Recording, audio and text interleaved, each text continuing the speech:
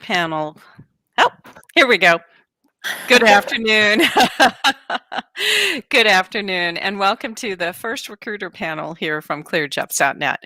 My name is Kathleen Smith, and I'm the Chief Outreach Officer here at ClearedJobs.Net. And I am so excited to have some of our partners here who have been working with us on recruiting security cleared talent. So I'm going to have each one of our panelists introduce themselves, what company they're from, what positions that they recruit for, and then in the spirit of a new, happy, healthy new year, they're going to tell us one thing they do every day to keep themselves healthy. So let's start with you, Stacy. Oh my goodness. Well, my name is Stacy Forster, and I am a senior sourcing recruiter for Leidos. The positions that we typically recruit for are technical in nature, so software engineers, systems engineers, technical writers, program managers, things of that nature, and they do have to have a high-level clearance in my division, which is part of the Intel group. What I do to keep myself healthy mentally or try to stay healthy is to stare at my Echelon bike every day that is willing me to come use it. And every day I don't, but every day I want to. So does that count? That counts. That counts. Thanks so much, Stacy. So Dorion, tell us a little bit about you and what do you do to keep happy and healthy every day? Yes. So thank you. I'm so glad to be here today. And I am with Acclaim Technical Services, also known as ATS. We were founded in 2000, and we are a leading language and intelligence services company supporting a wide variety of government agencies. And we are hiring for linguists, hiring for Intel officers and Intel analysts, as well as software developers and systems engineers. And I lead the recruiting here at ATS. And as far as what I do to stay happy and healthy, I do actually work out 6 days a week.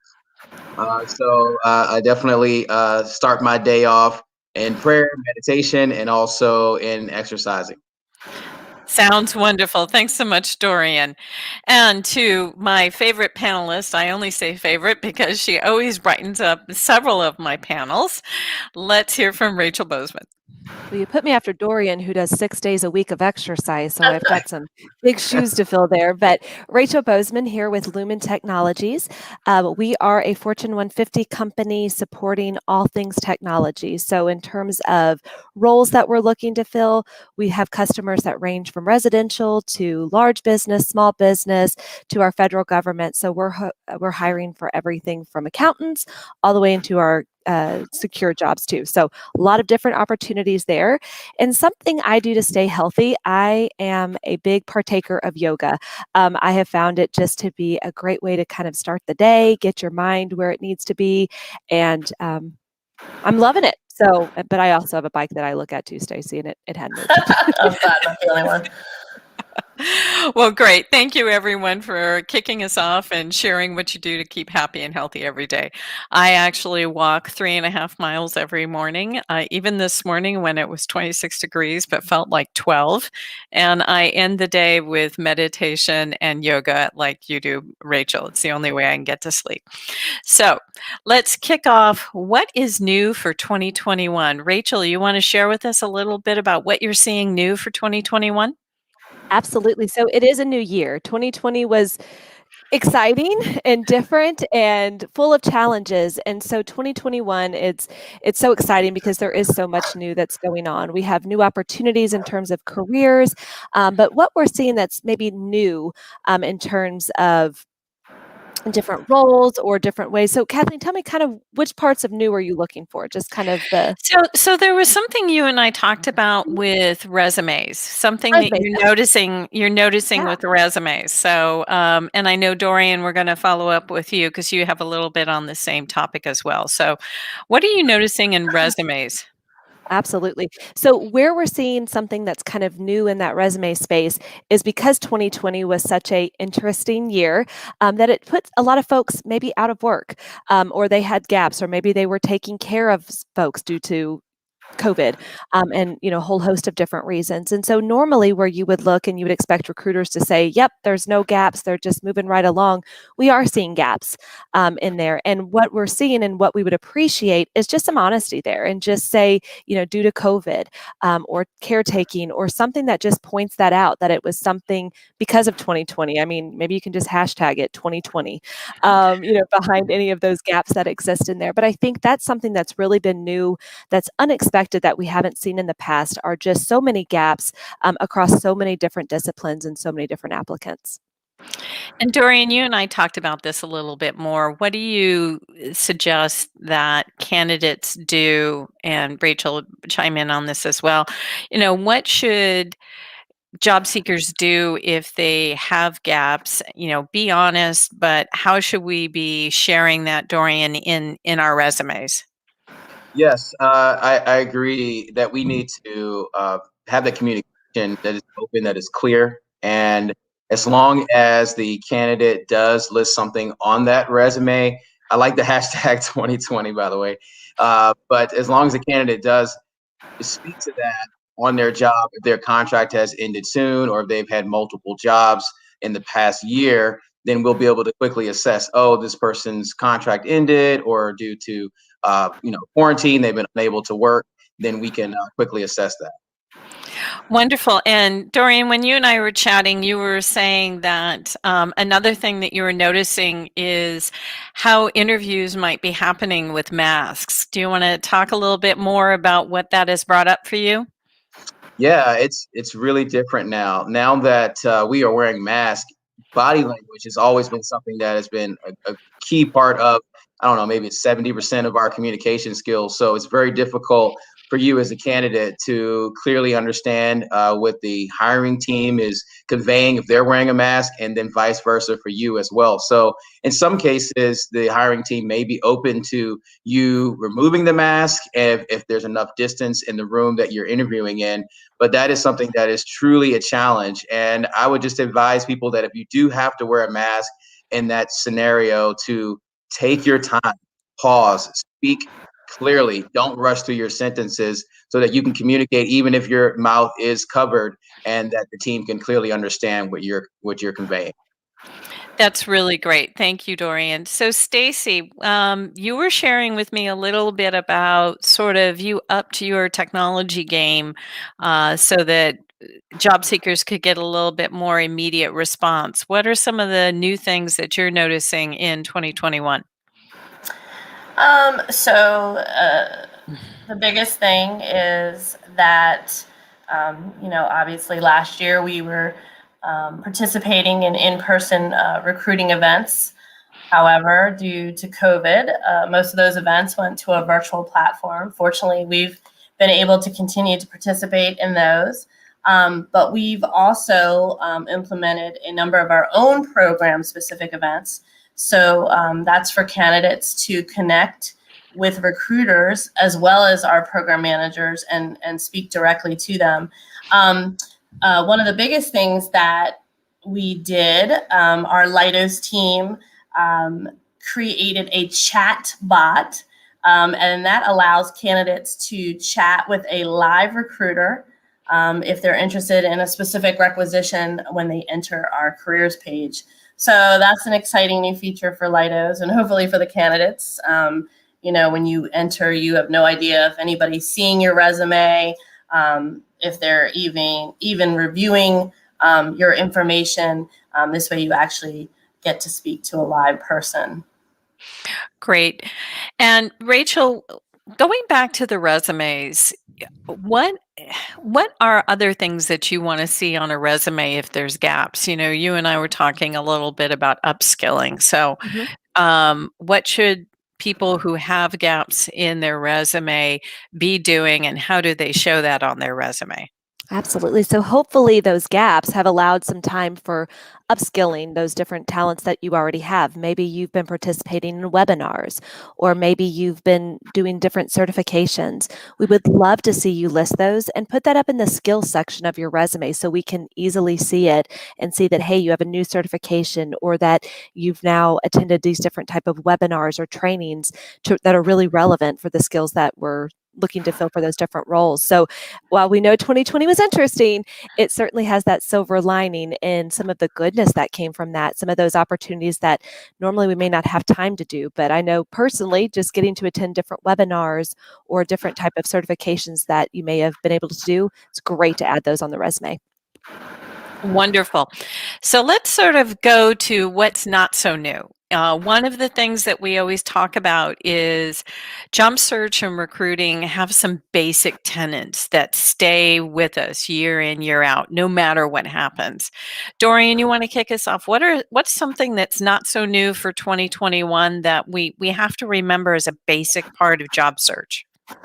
Well, relationships are always going to be the key part of your job search, because if you are totally dependent upon your resume to get you in front of a hiring team and to get you into the company that you desire, then you're not really able to differentiate yourself as well as you could if you can build some relationships. So having a network or social professional networking allows you to engage and connect with people from those companies that you'd like to work with, so that you're able to, one, to truly understand the values, the core values of that company, and be able to convey that when you get to an interview stage, or maybe even tweak your resume so that you are speaking to the things that are important and valuable to that company. So that's something that has never changed. I don't think in any year it will change, is the relationships that you're able to form and build, whether it's from people that you went to school with, or people that you've worked with in the past,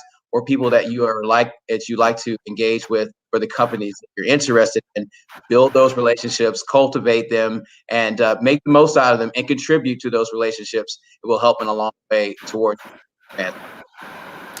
And Stacy, what are you seeing as being something that is a core tactic or strategy that we see year in, year out that people need to remember for 2021? You mean as far as searching for work or getting their resume out? I'm really looking more toward, we have some basic things that we always tell job seekers to do. So like Dorian said, looking at relationships and networking, maybe clearly laying out a resume, or what do you do in an interview? What are things, even though we've changed a little bit the way we do interviewing, what are some of the key things that people need to remember to do when they're, submitting a resume, applying for a job? Okay. Well, because everything is virtual right now, it is crucial, not to mention beneficial, for candidates to truly educate themselves more about the company they're interested, research the job that they feel they're fit for.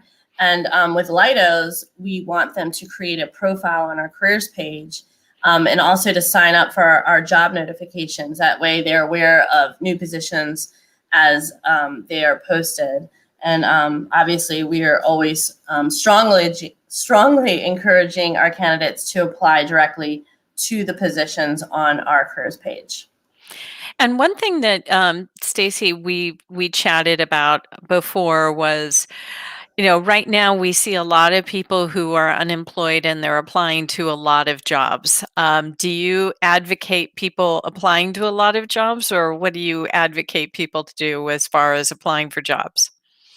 I think the candidates should apply to as many jobs as they can if they feel that they are meeting the requirements of the position. You don't want to apply to a position that requires a particular clearance, or it has a very specific skill set that is a requirement. I encourage candidates not to apply to those positions when it is, spelled out requirement. Recruiters tend to to kind of put those resumes to the side. But absolutely, you should apply to as many opportunities, get your name out there, and, hopefully between the different opportunities out there, something will come available for them. Great. Rachel, what are you seeing that's not so new for 2021? The hiring managers are not so new for 2021. The expectations that we have in looking for talent are the same as they were in 2020 and 2019 and will be the same in 2022.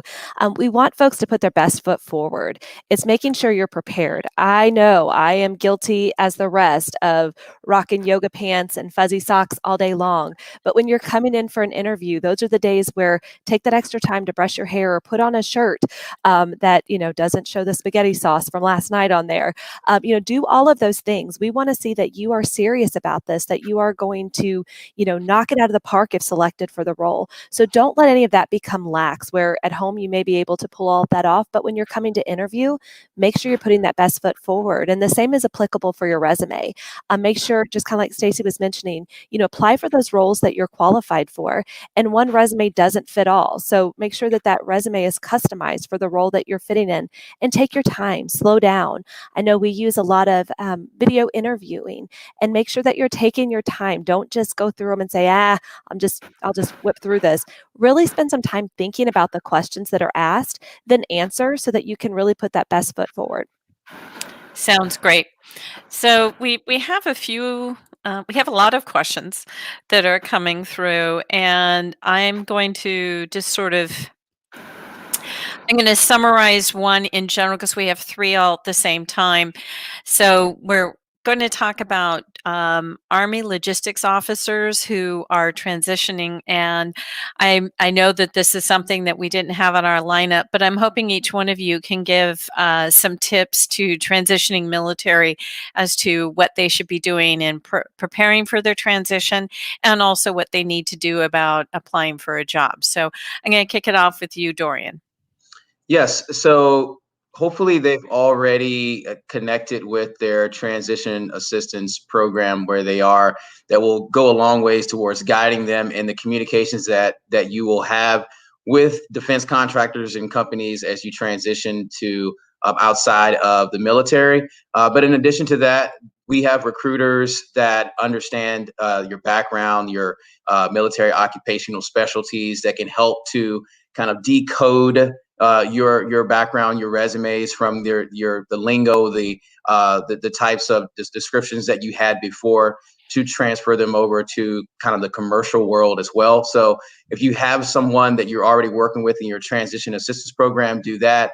Obviously, attend any of the hiring events that they have. Oftentimes, employers like ourselves are able to come in to meet with you, to have one-on-one discussions with you. And then as well, I go back to the social or professional networking sites that you can create a profile on and connect with companies and recruiters like myself, so you can better understand what the expectations are. So, Stacy, anything? I know Leidos does a lot of recruiting for veterans. Is there any common mistake that you see the veterans do?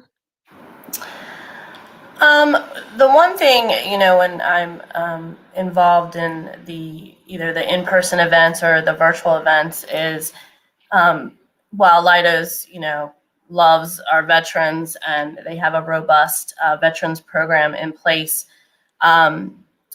the military folks that are transitioning, they come to our events or reach out, a year and a half or 2 years before they are transitioning. So unfortunately, we really can't do anything to help them until it's probably closer to a 6-month mark out. And so I think it would be more beneficial if they reach out closer to their transition date, because, they might get lost in the shuffle.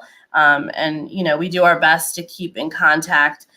We have recruiters dedicated to our vets. But again, they want to make sure they're touching base, 4 to 6 months out so that we can start getting them ramped up. Sounds great. Rachel, I know that you work a lot with the veterans programs at Lumen.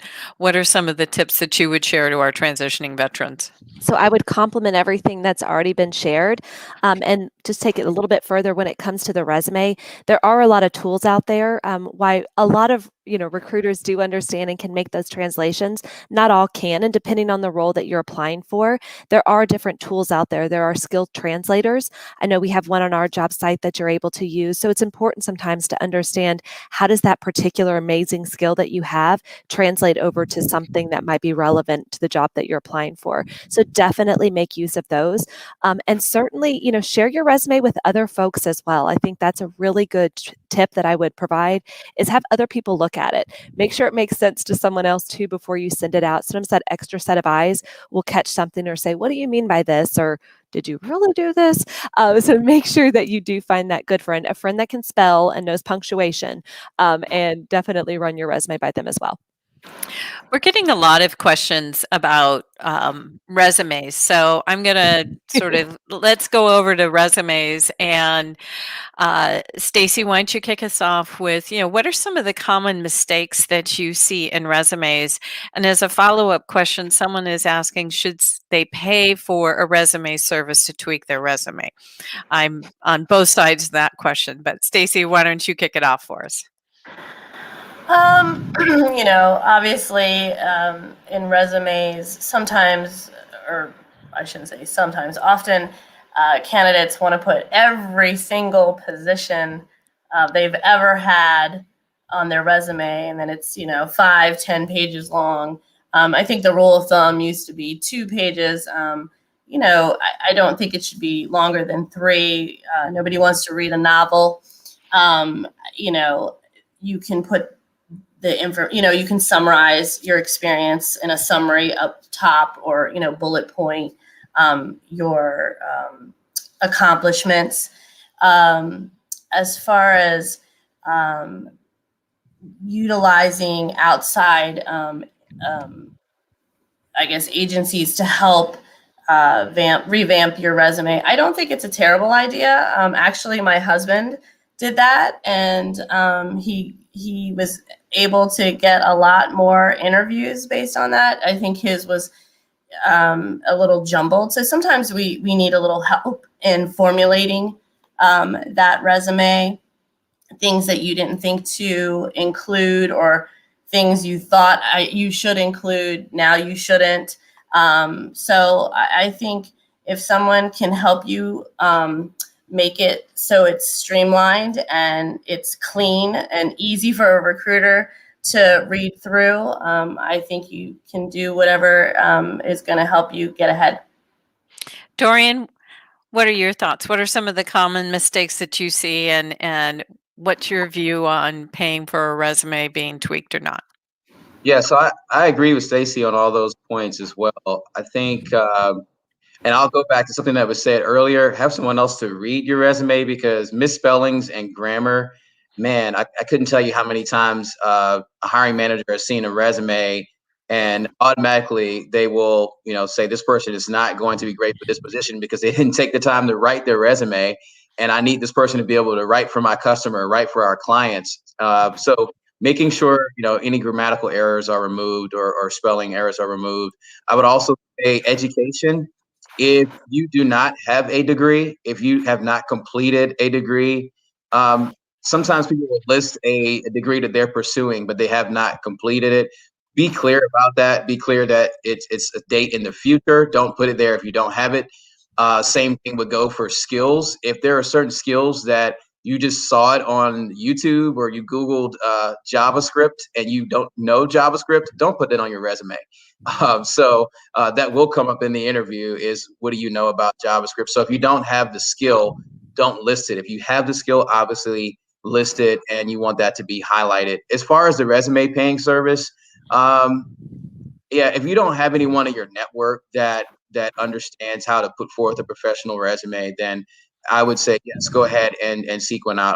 I would advise you first to see if you have someone that that can help you, that can help to structure your resume, that can review it, or a recruiter that you've talked to before. And I think that really goes back to your networking that you were talking about is, making sure that you have people in your network that can help you and support you.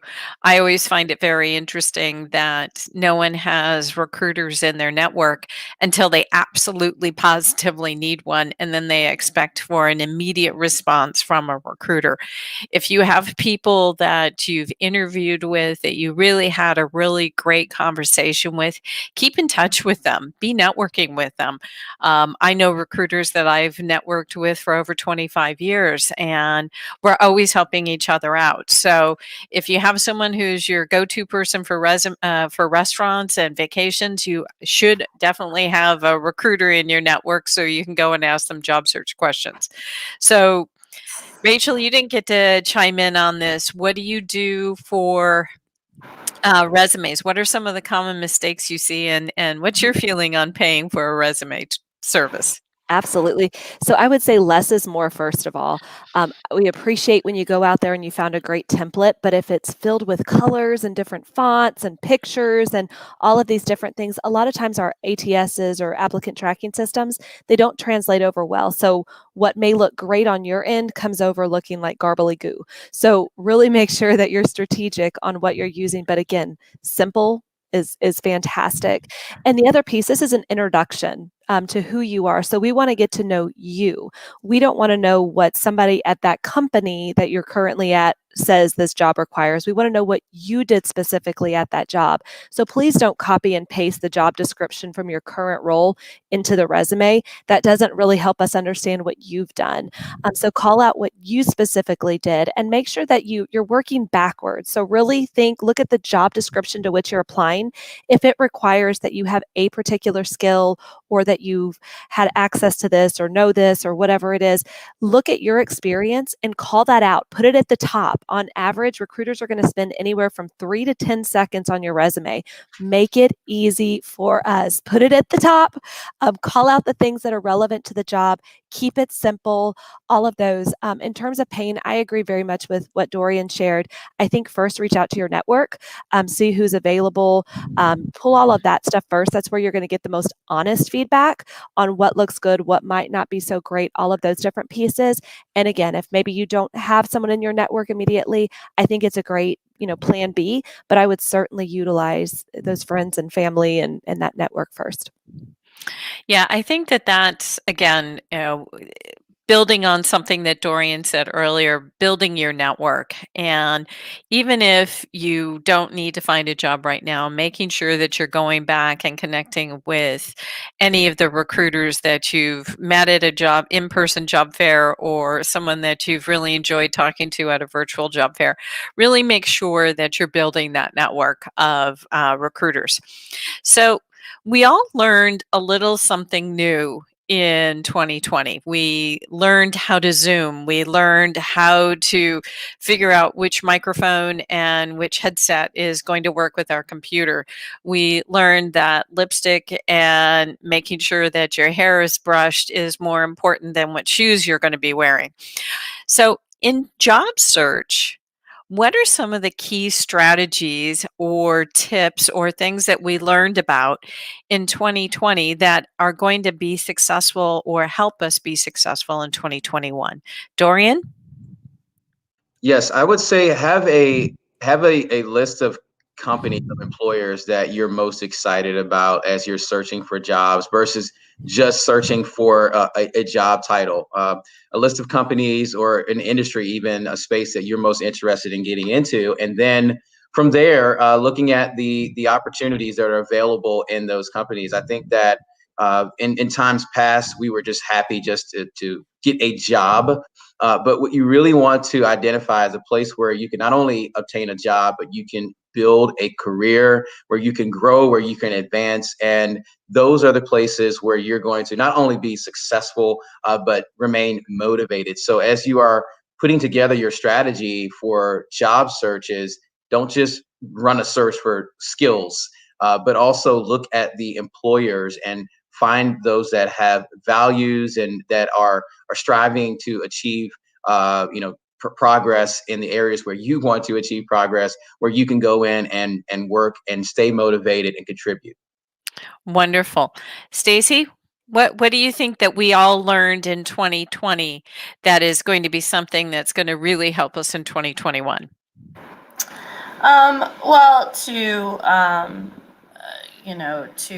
bounce off of Dorian, I agree that it's important. I think I mentioned this earlier, that the candidates really take the time to research the company.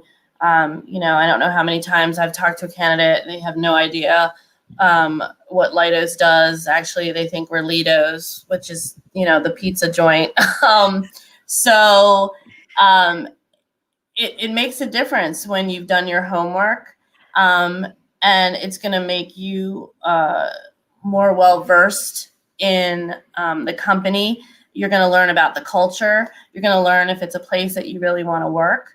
And then, definitely take time to read through the opportunities that the companies have posted, and see if it's something that's going to excite you, entice you. Is it an opportunity that really is going to benefit you and advance your career? That's so important.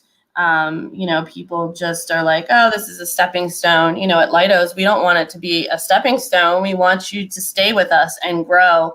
We're a $1 billion corporation, and we have so many opportunities and so much growth. And so, the hope is that the candidate's really doing their homework.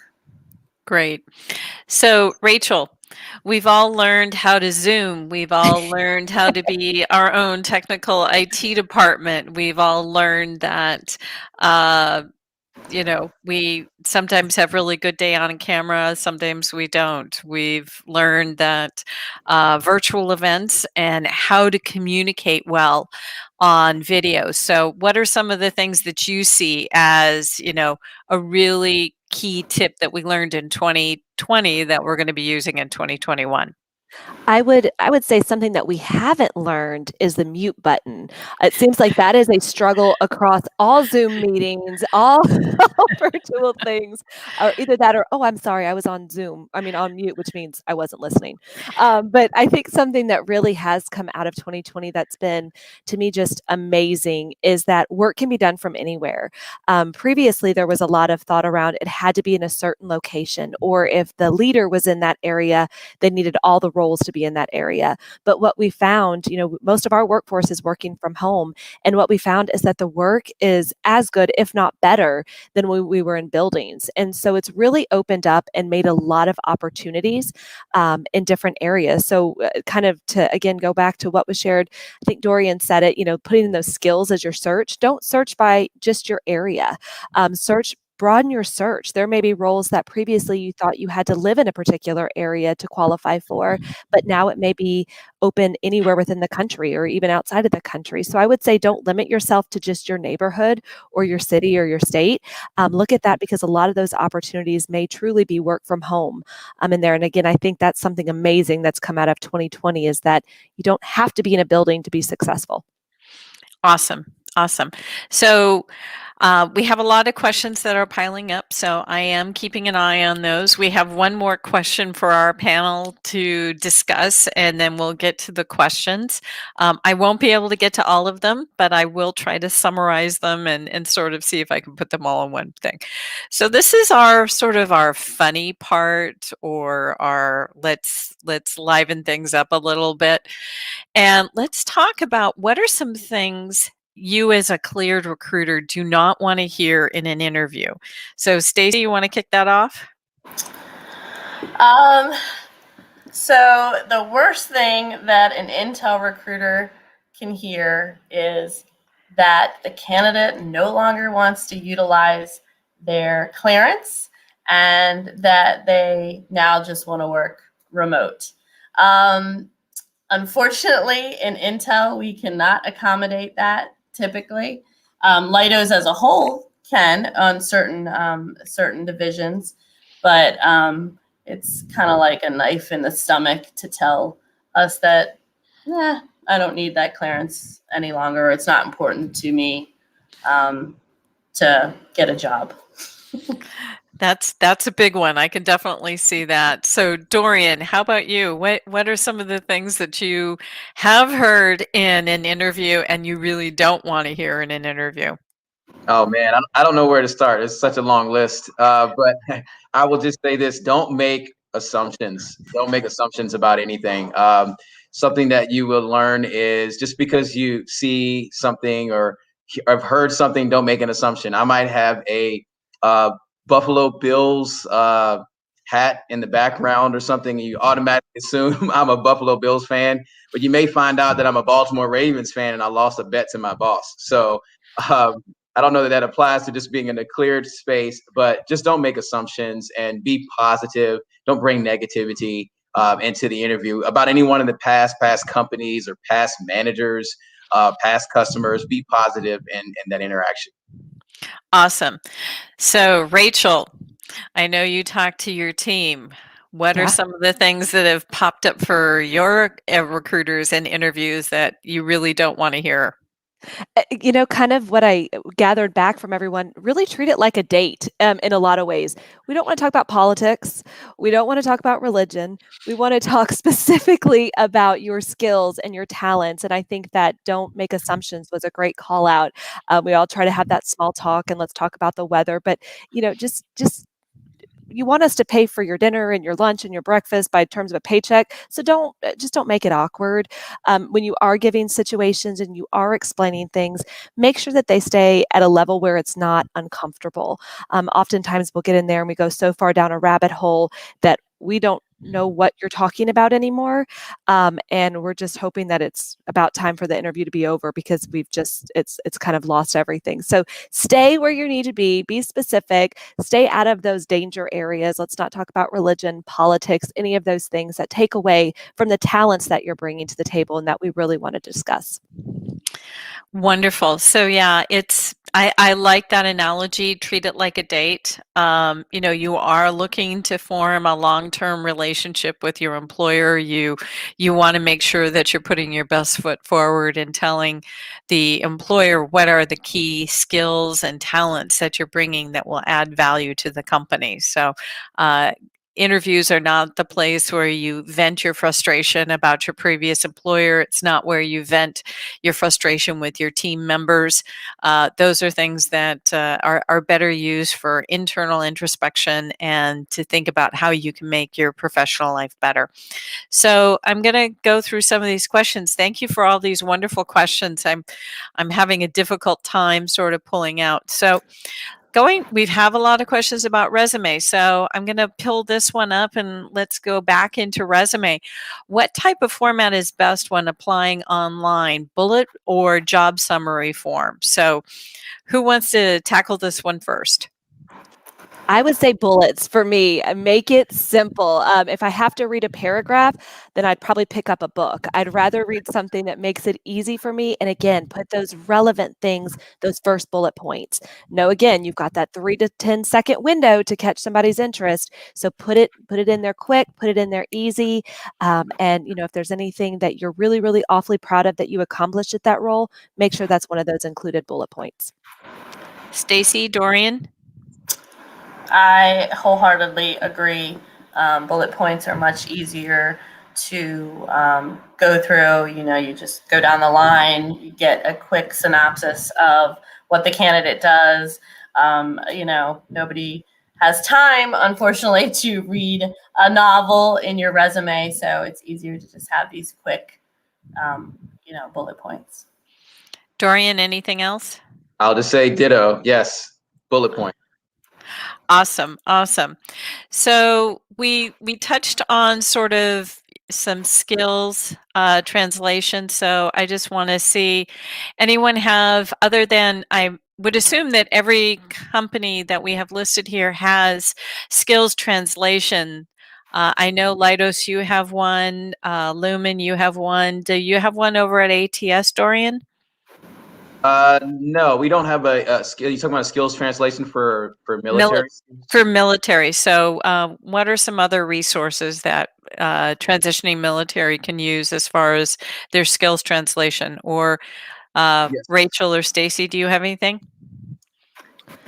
I know a lot of job boards do. So I believe, and y'all keep me honest, but I know like I think Indeed has something that you can even look on. Most of those have something within that space, but certainly you can even, visit our job board. We'd love to see you there. Take a look and go through there. So, and I'm sure everyone on this call would feel the same way. It's a great way. We appreciate everything you've done for our country. The least we can do is give you a skills translator. So feel free to stop on by, but you can certainly go out there, and there's some free ones. Not all are created equal, so do take a look at them and don't necessarily just take one as the end all be all. And again, that's where that network comes in to make sure it's kind of like Google Translate. When you put in something and when it comes out may not be what you intended. So make sure that you kind of shop those around and make sure you get the best result there. But I know most of the job boards have something similar on there as well. Yes, I would just add that. Oh, sorry. No, Dorian, go ahead. I was just going to come back to you. Yeah, I would just add that we don't have a proprietary skills translator, but one that I would recommend is military.com. If you go to military.com, they have a skills translator there where you can enter in what service you're part of, your military job title. So military.com is a great service for that. Mm-hmm. So what's interesting is we have several people who are asking a question about, do you want a federal resume or a civilian resume? And this is going back again to transitioning military. And I think we have to sort of say that, a federal resume for a federal agency has different requirements than what a government contractor has. So when you're applying for a job for a government contractor, it's your usual civilian resume versus the very extensive resumes that you have to fill out for federal jobs. So let's see, going back, all these great questions. This one's a little in depth, but I think we have some time for it. So how do I figure out which requirements on a job posting are most important? How do I determine where there is wiggle room and where there isn't? So, Dorian. Yes.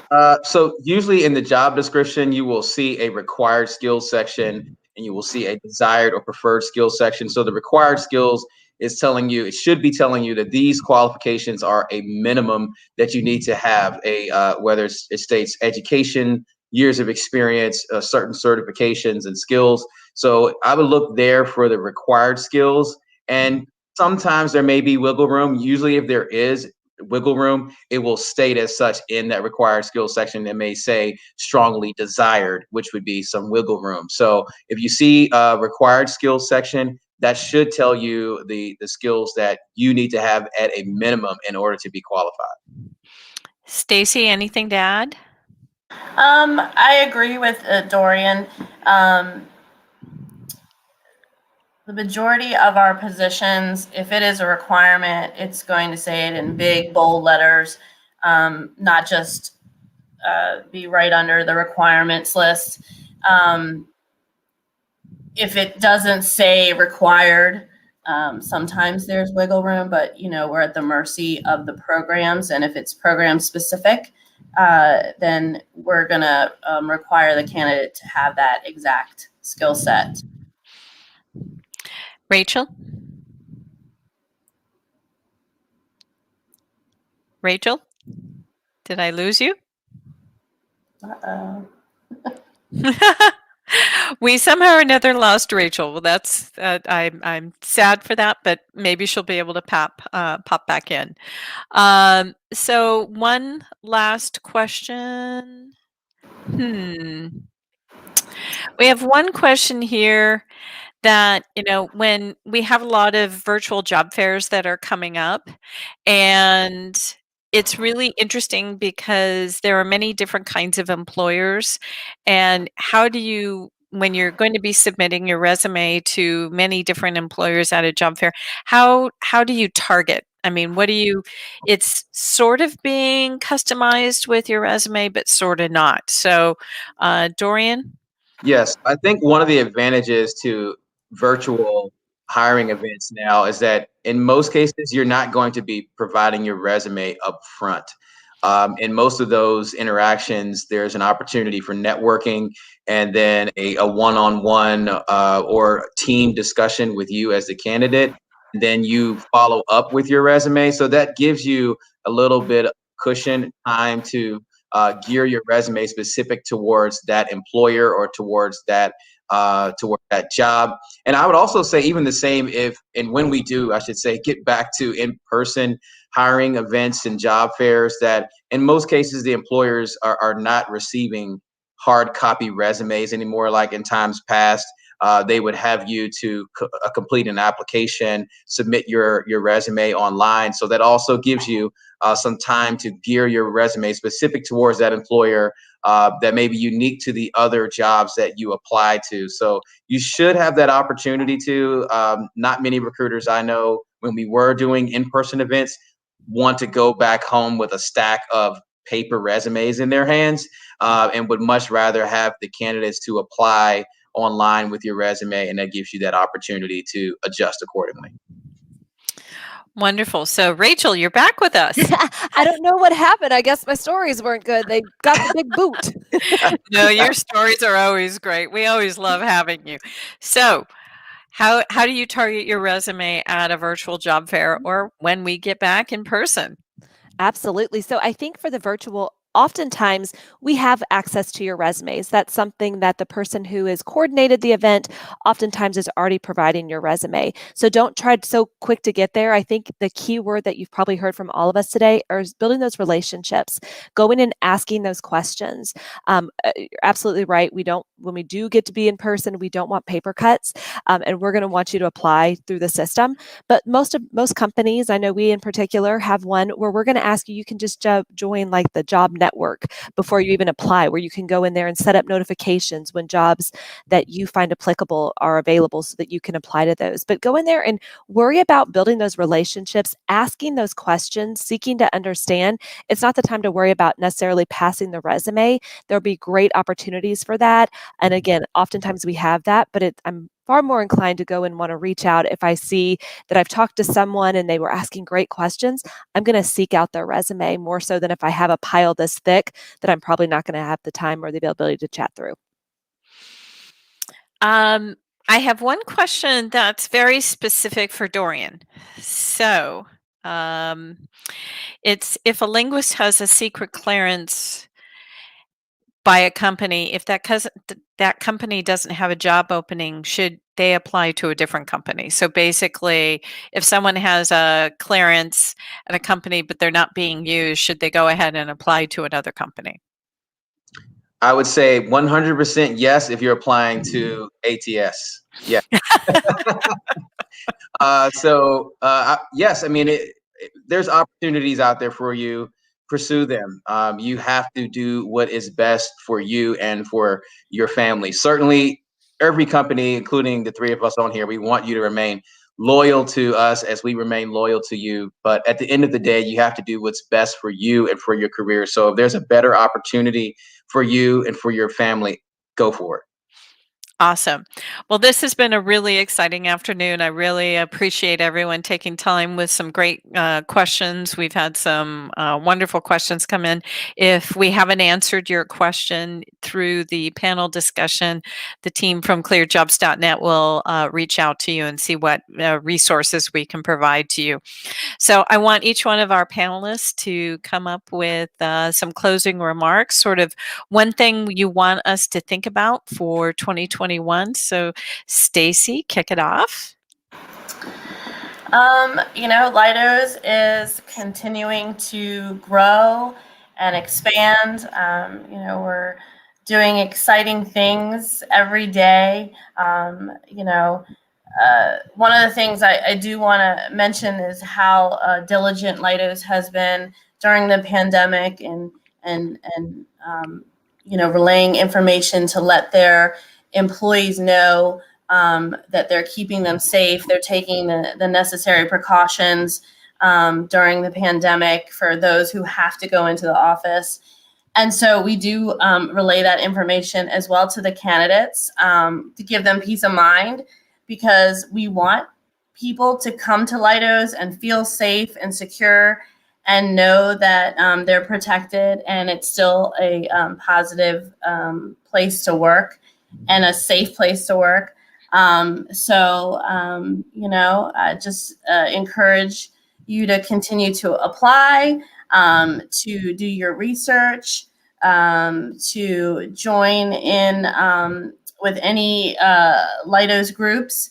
And, we're just excited to hopefully have you come on board. Wonderful. So Dorion, thoughts for 2021? Yes. So once again, I'm so grateful to be a part of this. At Acclaim Technical Services, we do have a tagline. It's strengthen people. But I'm so glad that that's not just a tagline, that the people at our company are not just a number. And we do not only care about our people, but the stories are so long of the impact that our people have had on the business, as well as how our company has taken care of the people here at ATS. And I just want to encourage all of our viewers that are, maybe you're struggling, maybe it's been difficult, 2020, maybe even before 2020, you've had a really challenging time in finding an employer like ours, where you can be a part of a group of people who are passionate about the work that they do and that care about the people who work alongside them. But I want to encourage you that it is still out there. There are still companies out there that do care deeply about the employees, that make it all happen, like ATS, and there are others as well. So stay encouraged.